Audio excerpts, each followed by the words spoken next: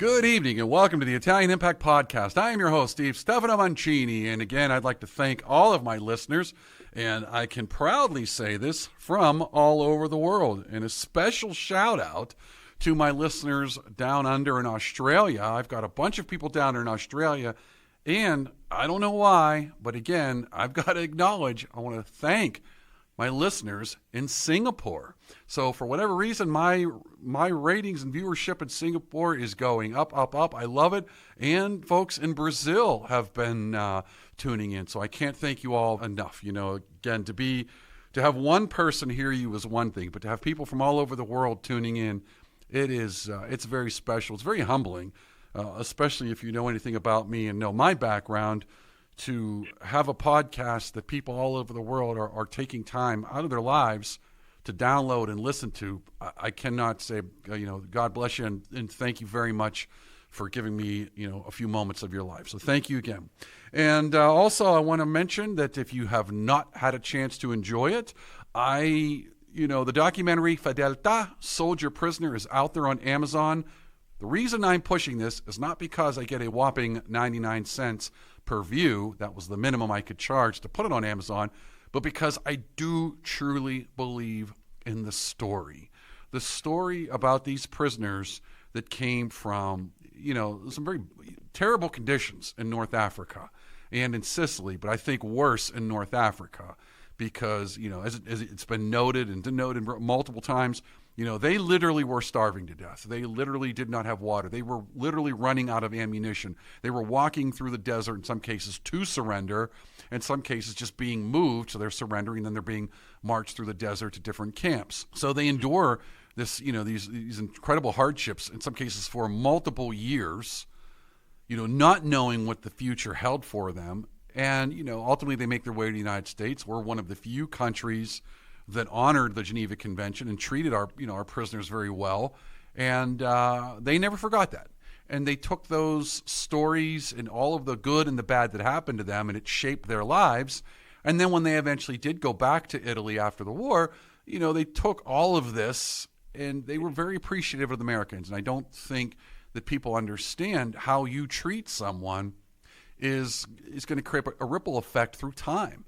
And so when I had it was just truly an honor to interview the family members of these prisoners and talk to them, the stories they told me about their dads and their grandfathers and uncles and their great uncles, and the fact that they were taught from them how good the Americans were to them. It completely changed minds and perceptions in Italy to this day. So I do, encourage you, if you've got, an hour and 20 minutes and we can all find it, please go watch the documentary. If for nothing else, I just think there's a wonderful message in all of this. And again, as I mentioned the last time, I have been appointed the honorary consular here in Pittsburgh. Busy. I do have an email. I do have a phone number now. I'm going to put that out there. You can go look out on my Facebook site, and I'll start trying to put contact information. I get a lot of questions. I get questions on visas. I get questions on pensions. I get questions on, how do I start this process? What do I do for this? What do I do for that? I was actually kind of caught off guard with the number of requests that I was receiving, but the one that comes to everyone's mind is Cittadinanza, citizenship. And because of that, I decided to bring on some folks who actually reached out to me not too long ago for assistance for something unrelated, and I'm finding myself slowly becoming friends with them. A very nice couple, and I'm very happy that they made time. Again, anytime somebody takes time out of their life for you, you should be appreciative of that. I know I am. And so without further ado, I do want to welcome Francesco and Chrissy Pircio to the show. Francesco and Chrissy, come va? Hi Steve, bene, grazie. Tu? Very good. Stanchissimo. Oggi era il primo giorno del semestre qui all'università. Sono stanchissimo. But I'm always thankful. Francesco and Chrissy, first off, I want to thank you again for taking time out. I know you guys got some little ones, so I'm going to start with, the question that I think all of our listeners want to know, which is, who the hell are you? I think it's a fair question. No, Francesco, tell me a little bit about, you and Chrissy. How did you guys meet, first off? Let's start there. We met Long story short, yeah. a few years ago. Mutual friend, really. Mutual friend at a party. a party in a neighborhood in the Pittsburgh area called Moon Township, which actually ended up where we're actually living now. We had no idea that that place was going to become home for us. And we had some common friends. There was a party. Lightning struck. Right. One of those things that, We didn't look back. Oh, that's awesome. Yeah. No. Yeah. So you guys have known each other a couple years. You're married. Right? Yeah. I mean, I'm not judging, but, this is going to lead us to the next part of the whole Cittadinanza. But we're going to get to there in a second. So you guys live, and the funny thing is, it turns out you don't live very far from me. So I thought that was kind of comical when we were talking. Now, Francesco, you have a very funny accent. You must be from another country. Where are you from? And tell me which region of Italy. Well, yes, I am obviously from Italy, originally from a city called Campobasso in the region of Molise. Okay. Many people don't know about this region. It's the second smallest region in Italy. Used to be one region together with Abruzzo Molise used to be called until 1960. But after the split, now there are two regions. One is Abruzzo, one is Molise. Many people here, I found out, they say that their family is originally from Abruzzi, but when they told me the name of the village, it's actually Molise. So they don't even know that there was a split of the two regions. So I tell you what, it's funny you say that, because that is exactly what happened to me. I found out, and I'm going to say this kind of funny, but I always say that part of my family is from Abruzzo, and some of them are from Abruzzo, but some of them are from that region, and I'm not even going to try and sort it out. But it is funny because they were so close to where that split became formalized that some of them are actually not from Abruzzo, but I just say Abruzzo. And I think, to your point, most people don't know that the geographic alignments in Italy have changed, most likely since their family came over here 120 years ago. Right. So, all right, now, Chrissy, are you Italian at all? Yeah, my descent, I'm 100%. So both thank God. Thank God, Chrissy, because I was going to just cut you off. No, absolutely. My dad actually came over when he was born in Italy, and came over with his family when he was like 12. My mom was born here, but all sets of my grandparents, everybody came over, basically. So 100%. Oh, okay. So this isn't strange for you to be with an Italian man. You're like, I understand. They really are loud and talk with their hands, because you do it too, Chrissy, whether you know that or not. Yeah, I know it. Don't worry. Now, let's just get to the real joy of this conversation. Cittadinanza. And by the way, and I'm curious about something. Let's start here. Chrissy, you are not an Italian citizen, correct? No, I am now. Oh, okay. Now, did you get that because of your father or because of your marriage? Well, let me try to abbreviate the story for you. So we've got a lot of time. Go. No, I'm just kidding. I, in theory, am eligible through my family because obviously, like I said, 100% on both sides. However, because of the laws, basically, for 1948, if the member that you're trying to go to was born before 1948, you have to only go through the men's side because women weren't acknowledged before them. So when I tried to do that on both grandfathers' sides, they naturalized before their children were born or before my dad, for example, had me. So the chain was broken, essentially. So I can't do it. So the only way that I could go through would be through my mom's mom, because she never naturalized. But since she was born before 1948, and so was my mom, it would be what's called a 1948 case, where you have to take it to court in Italy and cross your fingers and pay lots of money and hope that it goes through. They were having some success with it, but I know that it's not the ideal way that they like to send it through. Go ahead. Yeah, because it's not guaranteed. It's pretty, you have very good chances, but it's an extra step, and you have to pay the law firm quite a bit more. Very pricey. But isn't it true that the government of Italy is trying to kind of discourage it at this point? They're trying to discourage it, and you were just making notice that they took it away from the website of the Philadelphia consulate, which basically is the consequence of a little kind of document that was going through the Italian government. It was a new interpretation, I believe. Yes, was one of the because laws. they're changing interpretation, and they're trying not to get too many of those cases because they're trying to minimize it's them. congesting the system, basically. Now, So I was fortunate enough to be able to go through marriage, so that's the way that I chose to do it, so it saved a lot of time. And I was able to go through it that way, which was really helpful. Thanks, hon. you knew there was a reason he brought him into your life. I get it. Now, I'm going to talk about this because now, again, the biggest thing now, Francesco, before I step ahead, you provide a service, a translation service. Is that correct? Yeah, correct. Okay. I have been in the translation business for a couple of decades, but in the past 5-6 years, before the material to translate was mostly related to corporation, software, all these kind of things.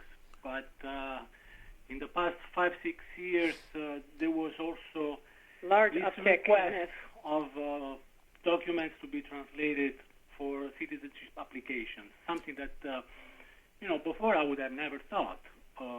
But now, it's very common that it's a big demand. Right. Yeah. Now, Yeah. During the pandemic, it kind of exploded a little bit. Yeah, people had time on their hands to finally go for that dream. now let's talk about that then, because it does seem like there is a large uptick in people wanting their Italian citizenship. In your opinion, why is that? I think it's just a matter of being proud of being Italian. I don't think that it's a kind of it's really wanting to belong, because you heard stories, you know your parents and grandparents, and maybe you learn a little bit of the language, maybe you learn a little bit about the food, but you feel always with one foot here and one foot there. If you really want to belong 100%, I think that's the reason. Another reason is because people start the process thinking that it's much easier than it is. But once you get involved, at that point, I think people don't just continue. But I've talked to people thinking that it's like an application, like for a driving license, And once you are in it, you realize, oh my gosh, this is HELL. This requires a lot. So, but they're starting to dance and they continue. So I think these are the main reasons. No, well, it's funny. It's funny you say that because, like I said, since I've taken over this position, I'm seeing a lot of people. I mean, I'm absolutely floored at the number of people that want to do this, and I'm trying to scratch my head and say, why? If you're not going to retire there or move there or buy a home or stay there for very long periods of time, I almost don't know why you're doing it. And you kind of touched on something that it makes them feel like, hey, I'm real Italian now because I've got my citizen. Now, with that being said, you've been living in America for a little while now, and obviously born in Italy. When you see Italian Americans, and I'm not being disparaging, because I've talked to other Italians, but and a lot of Italians say, well, you Italian Americans, you're kind of living in the past of Italy. How do you view, Italian Americans that have been separated from their descendants by generations in some cases? I mean, what is your kind of observation on that? Well, a few years ago, I thought it was kind of funny because for many Italian Americans, Italy is like a snapshot in a different era. But with the technology, most of Italian Americans are very much updated on what's going on, because look at YouTube. Look at the YouTube channels where you can actually watch and see Italy as it is now. See, even start to practice a little bit the language. You can do so much with the video technology that you're not stuck in the past anymore. Right. Really, not, unless you want to. Well, I think that goes a little bit with what you were saying earlier, why people want to have this. I think a lot of people are chasing the La Dolce Vita. That's kind of in their mind. Like you said, they have this romanticized and nostalgia from their parents, great-grandparents, and things like that. But also, I mean, everybody loves to go visit Italy and eat the food, and they want to have, more of that and kind of chase that dream.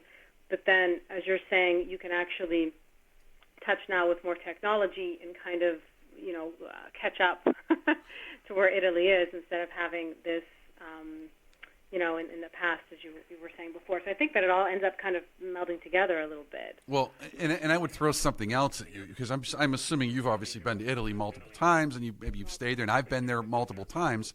And there's a very big difference between going anywhere on vacation versus living there.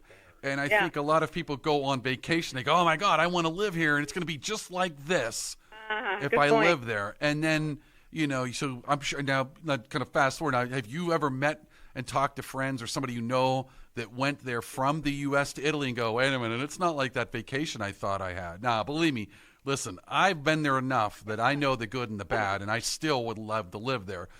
But I go there with my eyes wide open. Have you met folks, or do you know somebody personally that went there and had their eyes opened? Like I said, I think even us, because we go, I have family there as well as my husband. So when we're there, we see, we go visit family and friends all over the place on both sides. So we're there for a good amount of time. And even just if we're there for, let's say, a month with our kids, we run into the things you'd have to run into as if you're living there, and the bureaucracy of stuff. And even when you go through the citizenship, you realize the bureaucracy, which to me is one of my least favorite parts of Italy. And I love just about everything about it, but let's be honest, that part is a little bit of a thorn. Hey, wait a minute. I'm the honorary consulate here. Are you talking about me, Chrissy? Those are fighting words. I'm setting the red carpet for you. No, I answered the phone. It's like, you're welcome. We are very sympathetic with the people working at the No, absolutely. Well, we know how much they're understaffed. Absolutely. Oh, Philadelphia, God bless them. Listen, and I want to say this to my listeners, and that's kind of a good segue to this, because, a lot of people are reaching out and they're going, I can't get a hold of Philadelphia. I can't get a hold of Philadelphia. I can't get a hold of Philadelphia. What they don't understand is there's only a finite number of consulates in the United States, and they have very large areas to cover. Mm-hmm. So if you knew the staffing and knew the job they were doing, you would understand they're actually working very hard. And it is not easy, to be handling all this, especially to what your point was, this massive uptick in citizenship. And it's not like, and I love how you said it, it's not a driver's license where you just fill out the application. I mean, you've got to physically trace your roots back to Italy, which means you're going to need documentation from Italy all the way up to now to show that you have the proper lineage to qualify for the citizenship. And that process alone is difficult. And then you're going to take all of this paperwork and you're going to go to Italy and they've got to review it. And they're not just reviewing yours, they're reviewing thousands and thousands of cases of people that want their citizenship. And there's always little issues in that. So every time you've got to tweak something, they've received 10 more applications. And so they got to go back and look at yours and then look at these new 10 that they've got. So yeah, it's bureaucracy.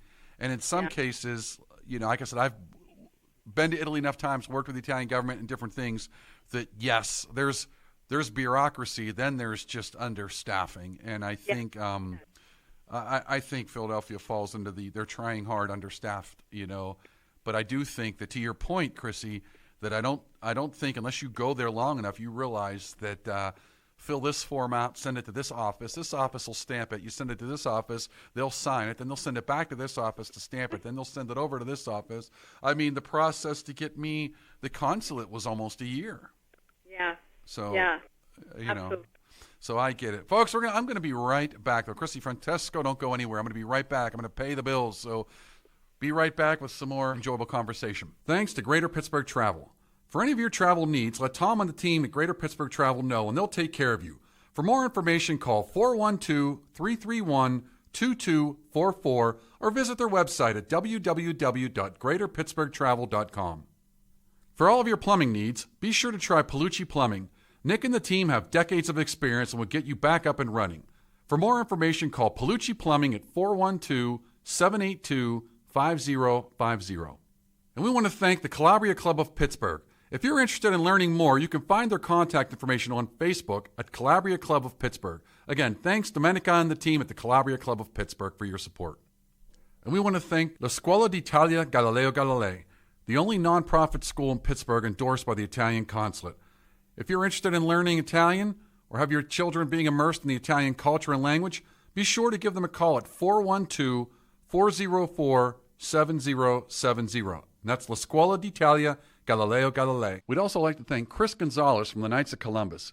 If you have any questions about joining the Knights of Columbus, reach out to Chris Gonzalez at 412-605-9074. All right, welcome back. And Francesco and Chrissy, all right, let's talk a little bit more about the pros and the cons of, I'm going to say getting your citizenship. Now, Chrissy, how long ago did you formally get your Italian citizenship? 2 or 3 years ago. Okay, so here's a fun question for you. Have you voted yet in Italy? I did not vote yet, no. Okay, now. I used a passport, but I didn't vote yet. Okay, so let's kind of, here's another question a lot of people don't know. So a lot of people think they get their citizenship and they think, I'm done. Talk about registering with the Comune. Oh, wow. That's the perfect start. Please, go ahead, Chrissy. Take it from here. Well, we're registered at the IRE. The IRE, you see. Right. Okay, that's one thing, but you also have to register with your Comune. So, in other words, a lot of people don't know this. When you get your citizenship, you have to trace it back to, so let's just say you're going back to, say, your grandfather or your great-grandfather. They're from somewhere in Italy. When you get your citizenship, you have to register with that Comune. That's more paperwork that a lot of people don't know exists. Did you guys have to do that? And talk about that process. Well, actually, that's for if you're going by descent and through blood. But because I was able to go through marriage, it's a little bit different for us. I'm under my husband, so I'm under Francesco, essentially. I'm already in the Comune. Right. But she had to get registered in the Comune, which means you had to send your marriage certificate to when we got married. We did it even before. Even before, exactly. Ooh, how did you do that? Well, he just registered the marriage there, so that so when we actually went to do this paperwork, we already had some things established. With the apostille, send it with the translation, send it to the consulate in Philadelphia. They forwarded it to the Comune. I checked after a few months, and but for marriage, it was slightly different too, because I actually had to get a language exam. For example, I had to do a language exam that I had to test for. Oh yeah. Yeah, that was fun. Talk about that. Now that was you have to get B. I think you have to be quote B1 certified. It's B1. Yeah, I had to get a certification to get B1. Yeah, now, to get that. Now, does you have to do it through? Was that through Siena University? Was it the University of Siena? There's Siena, and I think there's also Perugia. Yes. And Venice as well. Okay. Yeah, I found to go through Siena. Okay, now it's all the Chills exam, though. Is that correct? Yes. Okay, so it doesn't. Or no. Do they all do Chills? Not sure. I think so. All right. So for listeners that are thinking about marrying an Italian to get your citizenship, how much Italian did you feel like you had to know? Or do you feel fluent, quasi-fluent, or I can survive in a hotel? Well, I actually continued the process since then, so I'm above that now. But when I went through at the time, a B1 is essentially having to be able to manage yourself fairly well. Once you get higher than that, it's like intermediate level, I guess, if nobody's familiar with how that framework is done in Europe. It's like an intermediate level. So essentially you have to be able to talk, in the present and in the past, and of course in Italian they have a couple different past tenses, and in the future, and be able to, they broke it down into all 4 sections, so you had to have reading, writing, comprehension, and speaking. Okay. Yeah, so we had to do kind of all of that. There even was a recording that they had to send in for me. I had to have a conversation with the instructor. So thank goodness everything went well. Well, let me ask you a question now, because it's very interesting that if you get married, you have to speak Italian. But there's a lot of people that are getting their dual citizenship that can say buongiorno, arrivederci, and grazie. I know. Right. I heard him in the background. So I'm going to be honest about that, because I would say this, anybody listening, I think you should be able to speak some Italian. I agree. Yeah, I think because they deem it as a birthright because you didn't break the chain if you're able to get it through the juris sanguinis, through the descent. I think that's where the mindset comes from. But I think it's nice to kind of know some of the language too. Well, but again, because it goes back to how do I say it like this? How do you define yourself as an Italian? And I know it's more than language, but that is a big part of it. So how can you define yourself as an Italian and not speak Italian? I know. In fact, it's I'm a little bit upset about that. It tends to annoy Italians. Yeah, True. it's annoying just because you don't want to even make an effort. You need to make an effort, and if you don't do it by yourself, you need some kind of law that imposes.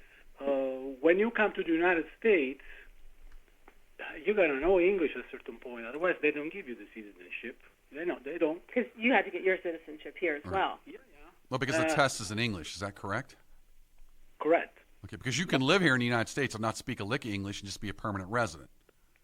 You could be a permanent resident, but if you apply for the citizenship, you need some skills. Right, because you have to take the exam and do the interview. Correct. Yeah, they actually ask you about history. They ask you about, the flag, all these kind of things. And I think it's right. Oh, I agree. I agree about that. I would say this to the listeners. If you are thinking about getting your dual citizenship and getting your Italian citizenship, learn the language. If for no other reason, and Francesco, I think you said it, and I'll kind of ask it again, I think Italians do appreciate the effort. Would you agree with that? Enormously. Absolutely. Anybody would. Well, country. I don't know if the French do, but, we all know what the French grumble, grumble, grumble. No. But I think Italians do appreciate it. I mean, because I've been there many times.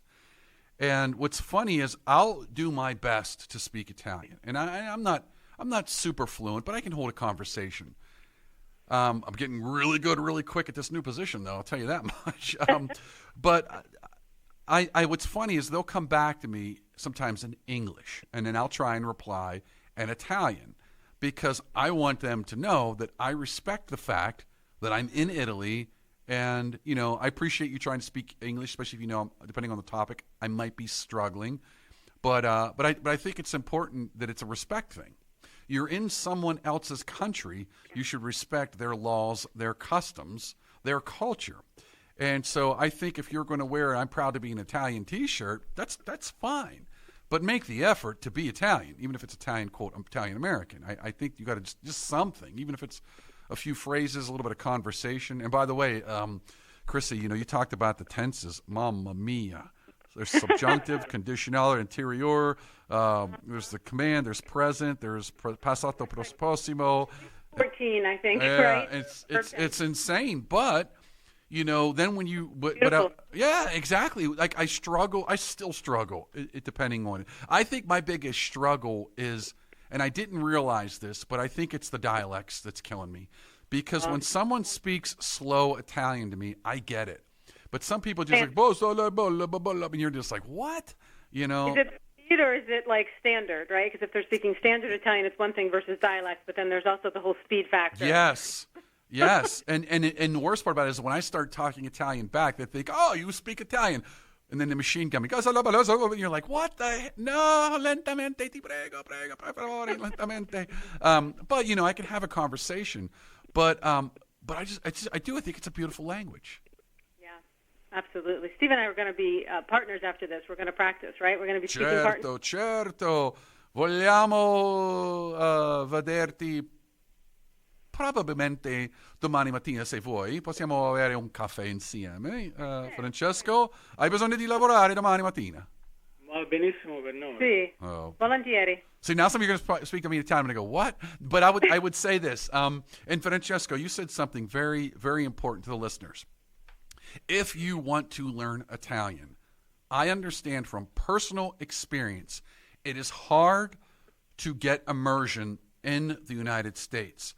But there are so many, whether it's TV, whether it's YouTube videos, whether it's music, that you can just listen to it and teach your brain to hear it. And then it's a repetition thing. Walk around your house, talk to yourself in Italian.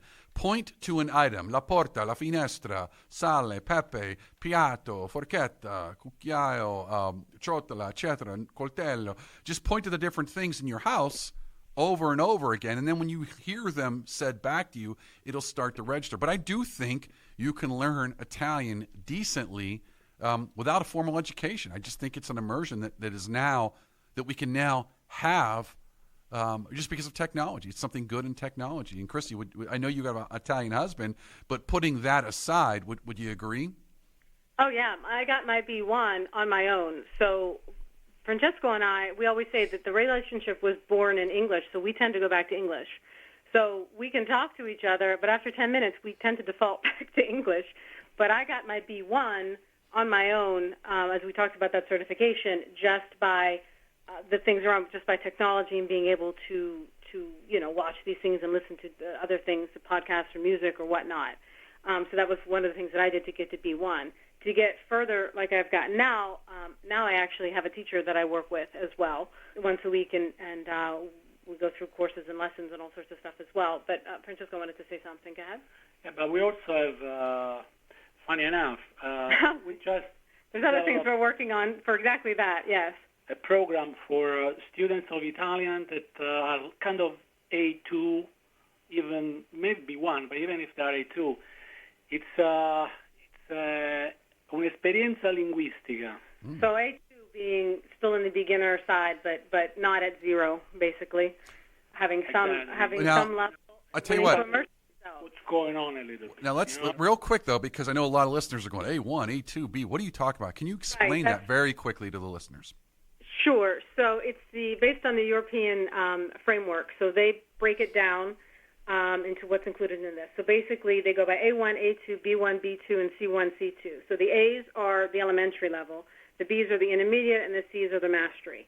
So being A1 being the lowest, and obviously C2 being mastery like native, which I don't know if anybody gets to, for the record. But so that's kind of how it's broken down. So for this program that Francesco was mentioning, A2 would be upper elementary, I think is what they would refer to it as, which means that you have some knowledge of Italian, being able to understand some things, speak some things on a very basic level, not at zero, not at, okay, how do I say hello? But we're a little bit beyond that, but not into all those 14 verb tenses that we were just mentioning, Steve. Oh, no. All right. No. So the meat of it would be for the people that because there's this huge plateau once you get to intermediate, which I think you can attest to, Steve, that when you're living in the States, it is extremely hard to immerse yourself and get to the next point, whether it's just by drive to try to push you through or, because it just takes a lot of energy to kind of keep going once you reach that plateau, right. Because it's to immerse yourself, as you said. So that's why Francesco was mentioning this program that, for example, I've been really fortunate because I have family and friends there and we can stay, and I've been in these little villages and I can really, advance myself by being there for weeks at a time. Not everyone has that, right. Not everyone has that gift. So basically we're trying to recreate this for others. Yeah, this would be the language experience, basically. Yeah. But to be honest with you, honey, you should tell, because this actually it's about your legacy to the... yeah. So, but I don't know if Steve has something else on his agenda before I... No, tell me. Come on. I told you this is going to be your time. Oh, you're kind. So essentially... remember that on your reviews? No, I'm just kidding. I tell my students that. Hey, just remember that on your reviews. Exactly. No, so essentially, as I mentioned, I've been fortunate enough to have this, so I'm trying to recreate it for others. So basically, in my dad's village, we are organizing a program that we can have people come in and stay for about a week's time for this immersion where they can kind of live and learn. So my dad's village is in the Frosinone region. It's just outside of Rome, so most people would fly into Rome. Okay. Not that far. And you would stay a week, and we have B&Bs and everything, that you can stay in there. And we basically have a teacher, and in the mornings you would have lessons, and in the afternoons we will do excursions in the area. So the nice thing about this is if you've been to Italy multiple times, as you said you have, and maybe you've done the trifecta of Rome and Florence and Venice, which are beautiful and I love, but if you want to get, a little bit deeper and a little bit into the Vera Italia, this is a region that it's kind of a sub-region called Ciociaria that people aren't as familiar with, but you're not far from Rome. Okay. It has all these wonderful places and things you can go to that we would do the excursions in the afternoon.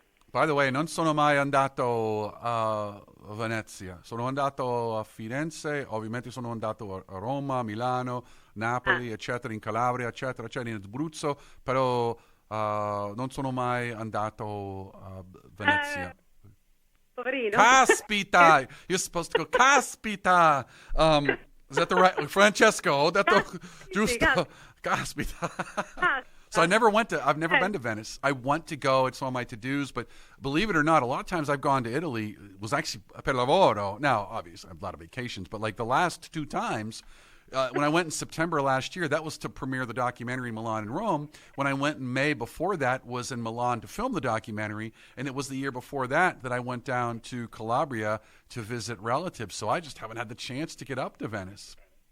Well, that's okay. There's so much to do in Italy. Everywhere you go. I know, right? Everything's completely new. And the worst part about it, the best part is, even though I've gone to Rome, a lot of times, I'll say this: every time I go to Rome, I see something I've never seen before, and that's what I love about Rome. And I'll give you the perfect example. The first few times I went to Rome, I was staying over by the Forum, and the hotel was actually the Colbe. It's a beautiful little hotel, and it was the former monastery, I believe, for Maximilian Kolbe. So if you know who he is, you know the story of Maximilian during the war. A powerful story. So I'm staying in that hotel. Wow. And they would say the Jewish quarter is right over the bridge to the right. I'm telling you, I went to Rome for years and could not find it. Finally, the last time I was in Rome, I literally said, let me get down this street, and there it was. And I was like, I loved it. The food was delicious, beautiful little area. And I'd been there how many times, and could never find it until I just turned one direction down a different street and found it. So totally blew me away. Jewels everywhere in Italy. Yeah, I love it. Now let's talk about, but you're talking about, creating essentially an immersion program for a week. Are you going to, when does this go live? Because I tell you what, I'm interested because I love Rome. Mi piace molto andare a Roma. So our website actually just went live because we're just launching this. So our website just went live, and we have our Facebook page started. So it just basically went live. Oh, okay. Well, I'll tell you what. Folks, we're going to start wrapping up then. I'll tell you what, let's do this. How do folks reach you, and what is your website? And I'm going to put it down in the description. Okay. It's actually called Footsteps Through Time, spelling out, so it's footsteps, everything's one word, through time, spelling out through, in Italy.com. Okay, so footsteps through time in Italy.com. Right. Okay. I'm going to put that in the description. Everyone's trying to write that down, especially my wonderful listeners in Brazil, Singapore, Australia. Sure. I'm so excited for that. I can't believe for the people in Singapore, thanks for listening. That's awesome. That is awesome. There's a whole bunch of them. I mean, and I love it. In Brazil, and I knew there were a lot of Italians in Australia, and I knew there were a lot of Italians in Brazil, but I didn't realize there were a lot of Italians in Singapore. So shout out to the folks in Singapore. Me either. That's wonderful. Okay. That's in the description. Now, Francesco, before we go, real quick, you still do translations when people need their citizenship paperwork translated. Is that correct? Yes. That's who did mine. Okay. All right. How can folks reach you? Because I know you're out. You're actually, if I'm not mistaken, you're actually on the site for the consulate in Philadelphia. Am I correct? Correct. But my email is F as in Francesco, PIRCIO, just everything attached, FPIRCIO, at Verba ++, it's VERBA++,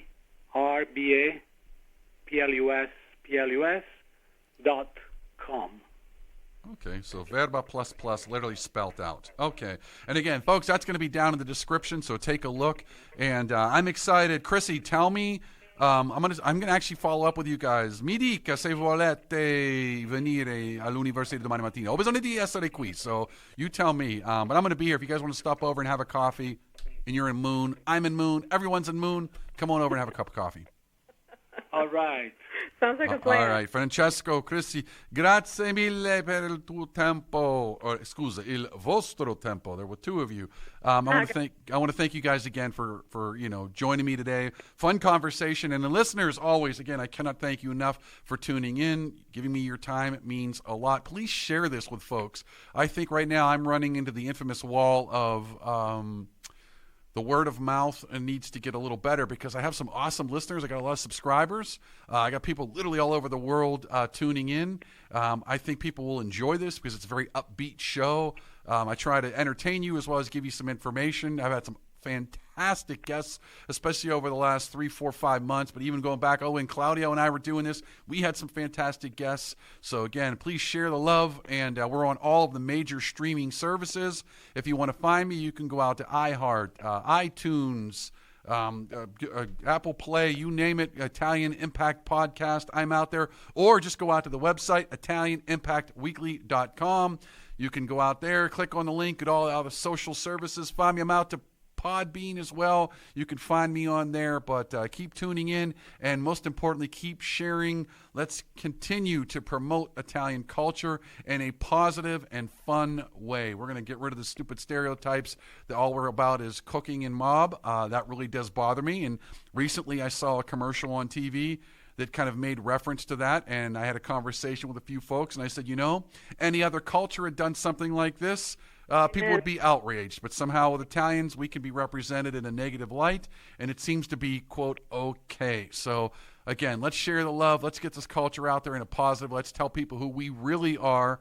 And if you want to read about being treated unfairly and treated bad, why don't you go back and read the history of the Italian immigrants in America 100 years ago. They weren't exactly treated with love, and they weren't exactly welcomed. And one of the other things that I forgot to mention, in the documentary, after the war was over, Italians weren't allowed to come back to America for about 4 years before they could immigrate back over here. So, we've had our fair share of being shut out of this country. So, again, keep sharing this with your friends. They don't have to be Italian to enjoy it, at least I don't think so. But, again, as always, God bless you. I hope to see you next week with a new and exciting guest. Francesco and Chrissy, Pircio, grazie mille. Again, check the description for how to reach out to them. And, folks, last words. Thank you so much, Steve. Thanks so much for having us. We appreciate it. Awesome. Thank you. All Thanks right. to everybody. Ciao, ciao. Ciao to everybody.